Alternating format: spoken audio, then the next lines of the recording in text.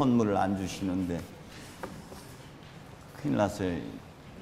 12월 아까 우리 수산 나가 그랬나? 12월 달에만 울지 않으면 선물을 주실지도 모르겠다고. 우리 학생들이 너무 비정을 잘 해줬어요. 그래서 너무 좋고 제가 이제 죄인의 자리에 섰습니다. 내가 죄인이더라고요.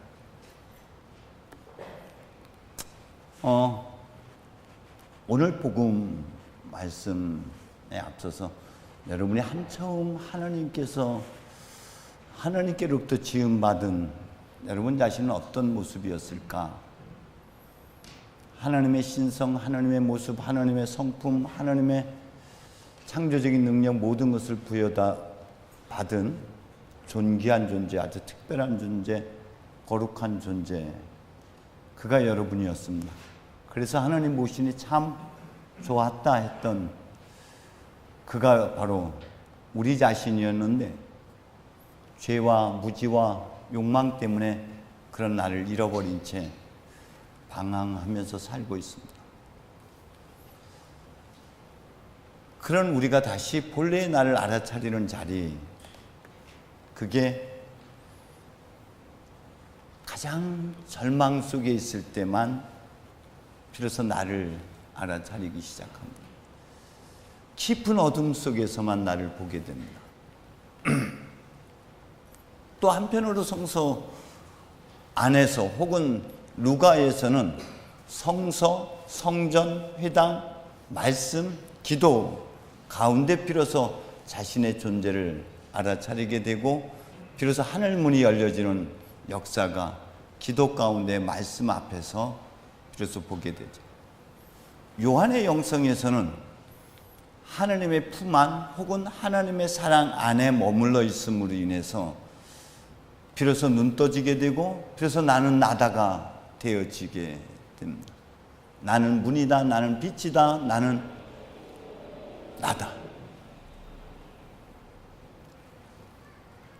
우리는 늘 성찬의 전례를 바쳐드립니다. 성찬례 안에서 우리는 성서 말씀을 마주하는 본기도가 시작되는 시점부터 시작해서 설교가 끝나는 시점까지 여기까지가 우리 자신을 성찰하는 자리, 말씀의 빛을 통해서 자신을 조명하고 자신이 어떤 상태인지 누구인지를 깨닫는 자리가 됩니다. 여러분도 오늘 이 말씀 가운데 말씀과 마주하고 기도하는 중에 하나님과 직면하고 하나님이라는 거울 안에서 여러분 자신의 지금의 모습을 알아차리셨으면 좋겠습니다. 오늘 성서 말씀은 비잉과 두잉의 균형이라는 주제로 갔으면 좋겠어요.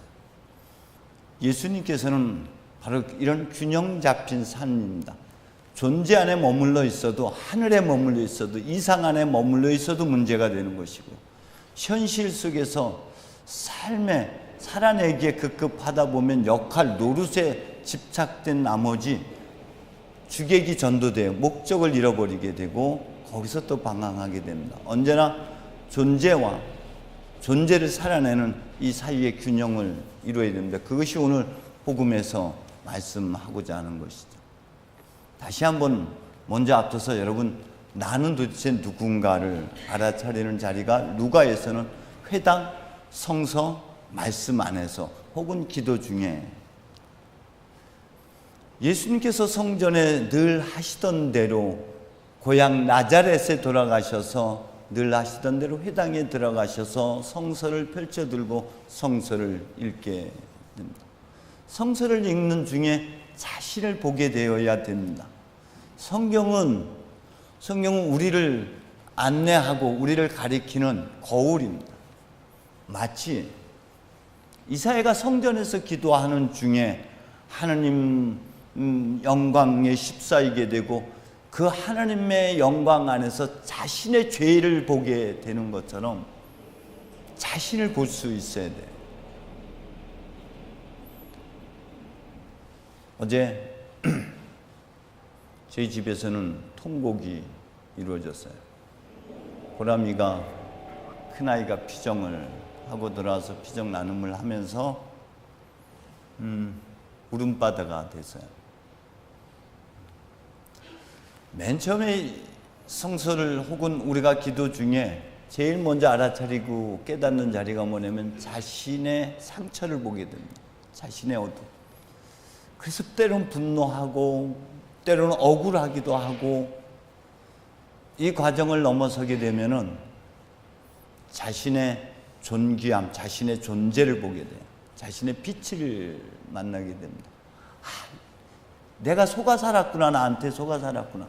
나란 존재가 이런 존재인데, 나가 천상천하 유아 독존인데 종노릇하면서 살았구나. 감정이 묶여서 살았구나. 생각에 끌려다니는 인생을 살았구나. 성서를 통해서 자신을 알아차렸는데, 요번에 우리 아이들 통해서 존재 보기를 넘어서서 그 다음 단계가 뭐냐면은 죄인의 자리에 들어가는 거예요. 저는 억울함에 있었고 나의 빛에 취해 있는 동안에 내가 죄인인지를 몰랐어요. 근데 나눔을 우리 학생들 나눔을 통해서 내가 얼마나 큰 죄인인지, 얼마나 상처를 입히는 사람이었는지 저희 아이들이 저 때문에 얼마나 많은 상처를 입었는지 몰라요. 저의 말 때문에, 저의 행동 때문에, 저의 어둠 때문에 그 가해자가 저였어요. 죄인의 자리에 있어야지 은혜 안에 들어가게 되고 하나님의 사랑 안에 머물게 되더라고요. 의인은, 율법학자 바리사이파 사람들은 주님을 대적하는 자리에 있고요. 바리사이파 세리와 죄인들은 예수님과 한 식탁 안에 마주하게 돼요. 내가 죄인임을 알아차리는. 그런데 죄의 자리에서 우리가 또다시 알아차리는 게 뭐죠? 하나님의 은총입니다. 하나님의 사랑입니다. 하나님께서 칠삭둥이 같은 나를 하나님께서 위대한 존재로 세워주시는 은총, 그 모든 죄 허물을 품어 안으시고 나를 다시 한첨의 자리로 거룩한 존재로 세워주시는 그 은총의 자리까지 다가가게 되죠. 제가 죄인이었더라고요. 우리 인이도 정원이도 민주도 라영이도 얼마나 기도를 잘했는지요. 기도를 잘했다는 것은 자신을 보았다는 거예요. 그리고 자신이 내가 알고 있는, 내가 지식으로 알고 있고 주변 사람들이 이름 붙여준 내가 아니요. 나는 하늘 앞에 아주 특별한 존재라는 것을, 그 빛을 알아차리는 것이죠. 그게 회당에서 예수께서 선포하는 겁니다. 주님의 성령이 나에게 내리셨다. 주님의 성령이 내리셨다는 것과 연결시켜서 여러분 창세기 2장 7절에 있는 말씀을 다시 보십시오. 하나님께서 사람을 흙으로 빚어 만드시고 생명력이 없는 존재였어요. 우리 육체적인 인생에서 연약함을 안고 있는 그 한계를 하나님께서 숨을 불어넣어 주심으로 비로소 의미 있는 존재, 영원한 생명을 가진 자, 비로소 빛나는 존재가 됩니다.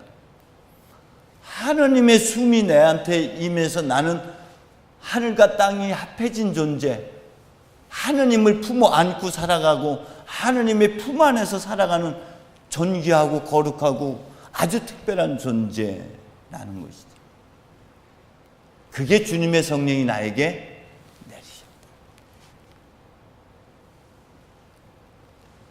여러분의 숨은 단순한 산소가 아니라 하나님의 숨, 하나님의 영, 하나님 자신인 줄로 믿습니다. 호흡을 크게 하십시오. 하나님을 마시십시오. 하나님이 내 안에 들어오는 것을 여러분 온몸으로 마음으로 느끼셨으면 좋겠어요. 그래서 더 이상 나는 내가 아니라 나는 하나님의 사람이에요. 이제 나는 하나님이에요. 이제 나는 그리스도가 되는 것입니다. 주님께서 가난한 자에게 복음을 전하라고 하셨어요. 가난한 자가 누구였나요? 가난한 자는 의지할 곳 없는 사람이에요. 철저하게 하나님만 바라보는 절망의 구렁텅이에 빠져 있는 사람. 유일하게 자기가 몸부림쳐봐도 헤어날 길이 없다라고 자신을 포기하는 사람.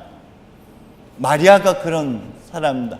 하나님께서 비천한 자를 높이시는 분임을 알아차린 거죠. 지금 자기의 절망이 한복판에 있을 때 주님의 성령이 주님께서 오셔서 너는 은총을 가득히 받아. 이미 너는 은총의 한 중심에 있다는 건, 나는 철저하게 절망이고 희망이라는 거 찾을 수 없는 그 한복판에서, 그 어둠 속에서 주님은 너는 충분히 하나님의 은총 속에 있다. 이미 은총을 받고 있었고 은총의 한 중심에 있고 앞으로도 은총의 연속선상에 있을 것이다. 하나님이 높이시는 걸 알아차리는 거예요. 하나님이 나와 함께하는 것. 그래서 더 이상 비천한 자가 아니라 하나님께서 날 높이셨으면 이게 내가 높은 자리에 있는 거였구나를 알아차리는 것. 더 이상 엘리자벳이 비천한 자가 아니라 하나님께서 나를 부끄럽지 않게 해주셨다. 이제 내가 오늘 낙원에 들어가는 거고 오늘 구원을 볼 것입니다. 그 알아차림이 가난한 자에게 선포하는 겁니다. 가난한 자에게 선포되어야 되는 거예요. 묶여있는 사람, 눈먼 사람, 억눌려 있는 사람이 내가 가서 나자로에 나오너라 했더니 나온 나자로에게 여전히 감겨져 있는 그것을 가서 풀어줘라. 우리가 풀어주는 역할을 하는 것이 아니라 자신의 생각 안에 갇혀 있었어요. 자신의 생각에 묶여 있어요. 적어도 내 생각에는 여기서 될 것 같으면 내 고향 발바르강에서도 될 거다. 이 생각의 끈에 묶여 있는 거예요. 아마도 그럴 것 같아서 묶여 있어요. 눈 떠보니 누구도 나를 묶고 있는 게 아니에요. 그 어떤 것도 나를 묶고 있는 것이 아니고 단지 내 생각이 나를 묶고 있는 거예요. 그거 알아차리는 것이. 시각의 독재성에 갇혀서 자기가 보고 싶은 것만 보고. 제가 최근에 자주 쓰는 언어 중에 하나가 자가당착이었죠. 저 수미산 꼭대기를 지져봐도 거긴 너무 높아서 안 보여. 저 깊은 바다는 너무 깊어서 보이죠. 진리를 찾는답시고 허황된 곳에서 허황된 목표를 가지고 살아가던 그가 돌아서는 순간 부딪히는 게 부처님이었고 그게 하나님이었고 그게 나였다는 거야. 내 안에 하나님이 이미 계셨다는 걸 알아차리는 그게 눈뜸의 자리예요. 욥이 눈 떠보니 하나님의 영광을 가린 자, 하나님의 신비를 가리운 자가 나였구나. 내 안에 하나님의 신비가 있고 하나님의 놀라운 은총이 있으면 눈 또 알아차리는 순간이 그게 눈먼 자에게 얽매여 있는지 알았어요. 여인들이 어떻게 하지? 무덤문을 어떻게 열지? 염려하고 걱정하고 갔을 때 이미 무덤문은 열려 있었다. 모세가 하나님, 내가 에집트에 가면은 누가 나를 믿어줄 것이고, 그러나 그가 하나님의 은총 속에 에집트에 돌아갔더니 그가 예상했던 어려움들은 전혀 발생하지 않았어요. 내가 수고하고 무거운 짐을 지고 있는 줄 알았더니 아니더라고요. 이것은 심리적으로 얘기하면은 억압받은 상처받은 마음들이에요. 자라보고 놀란 가서 그런 줄 알았어요. 소뚜껑인 줄 아는데 소뚜껑이 아니라 실제 사실을 알아차리는 것. 그걸 선포하는 게 신앙입니다. 다 이미 풀려있다. 이미 모든 것이 다 하나고 한 몸이고 어우러져 있는 편하다라는 걸 선포하는 것이 성령을 받은. 언제든지 여러분, 우리는 기도 중에, 말씀 중에, 성전에서, 말씀의 전례 안에서 자신의 실제를 알아차리시기 바랍니다. 이게 존재복이에요. 이게 존재를 알아차려. 그런데 문제는 우리가 어디로 가야 되면 그쪽으로 돌아가서는 안 되는 거예요. 예수님이 성전에서 아기 예수가 봉헌되고 어디로 돌아갑니까? 고향 나자렛으로, 갈릴레아 나자렛으로 돌아갑니다. 예수님께서 12살 때에 성전에 찾아갔다가 다시 그가 부모와 함께 돌아간 자리가 갈릴리 나자렛입니다. 성령을 가득히 받고 하늘문이 열리는 이 체험을 하고 성령의 인도를 따라 광야에 갔다가 그가 다시 성령의 능력을 받고 돌아온 자리가 어디예요? 고향 나자렛이에요. 우리가 돌아갈 자리가 어디입니까? 한 처음의 자리에, 태초. 흙에서 왔으니 흙으로 돌아가요. 내 생각이 죽고 내가 가졌던 고정관념을 이게 다 깨어지는, 비로소 나라는 실체 존재를 알아차린 자리에서 우리가 삶의 자리, 현실 세계로 돌아가서 비로소 몸을 이루는 자리입니다. 이미지에서 모양을 갖추게 되는 것. 비로소 사람과 사람, 하나님의 사랑과 총애를 받고 몸과 키가 자라나는 곳, 그게 삶의 현장입니다.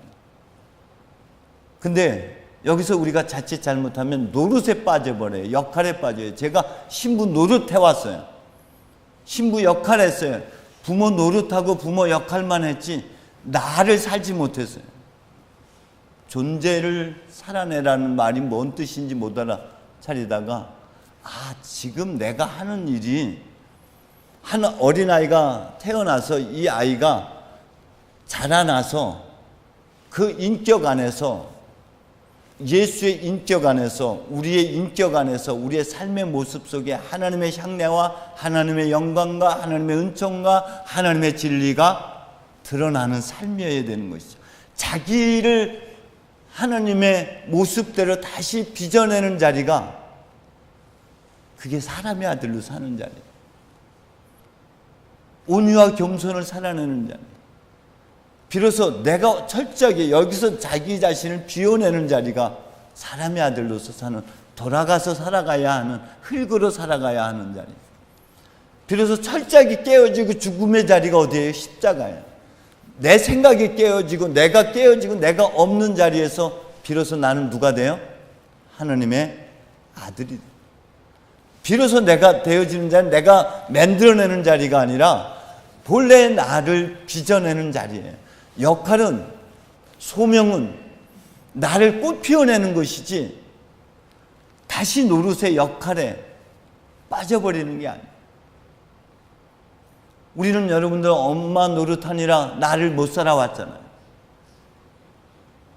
가장의 역할 아니라 자기 꿈을 다 밟아버렸잖아요. 노릇하지 마십시오. 자기 자신을 빚어내는 게 우리가 두잉의 자리에서 하는 일이에요. 자기를 꽃 피워내는 것, 자기를 만개시켜서 내 안에서 나를 보았으면 하나님을 본 것이 아니냐, 내 인격을 빚어내는 자리. 이제 앞으로 저는 사제 노릇 안 할 겁니다. 이제 저는 나를 살아낼 겁니다. 날 빚어내는 자리. 날 빚는다는 건 내가 없는 자리예요. 내가 갖고 있는 생각, 내가 갖고 있는 계획, 내 뜻대로 마시고 아버지 뜻대로 하소서 나를 철저히 비워내는 자리가 비로소 내가 향내를 풍기는 자리, 나되어짐의 자리. 이번 작년도, 재작년도, 특별히 작년도 한 해 우리 세바찬 교우님이 성서를 쓰시면서 성서에 빠져서 살았어요. 몇 분들이 그랬는데 그 중에 또 한 분이 계십니다. 우리 한나 어머니도 벌써 몇 권째 성서를 필사하시는지 몰라. 우리 클라라 어머니 연세가 어떻게 되시죠? 로사, 우리 클라라, 강클라라 어머니 연세가 어떻게 되시죠? 응? 80?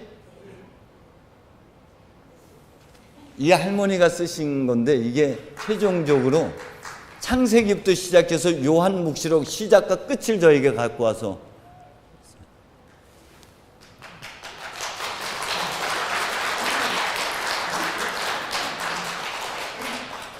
울다가 웃다가 하다 보니 시간과 공간 개념이 사라져 성경 속에 파묻히게 되었습니다.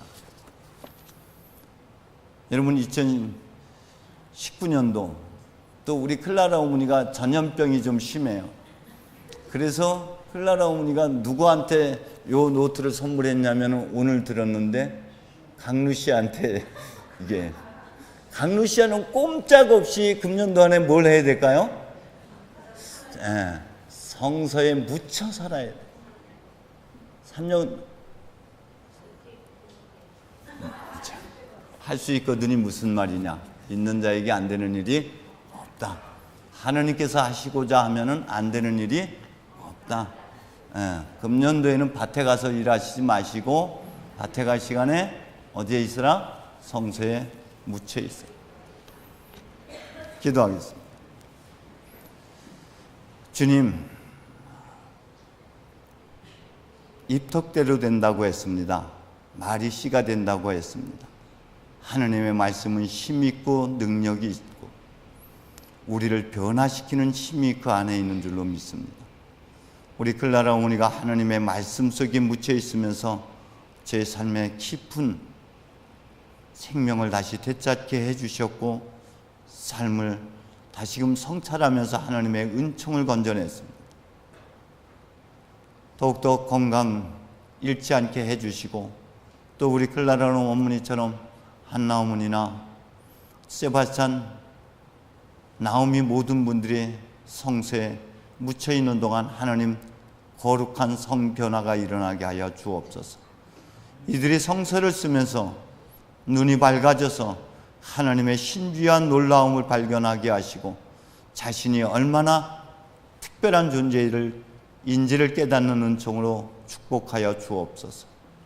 예수님의 이름으로 기도합니다.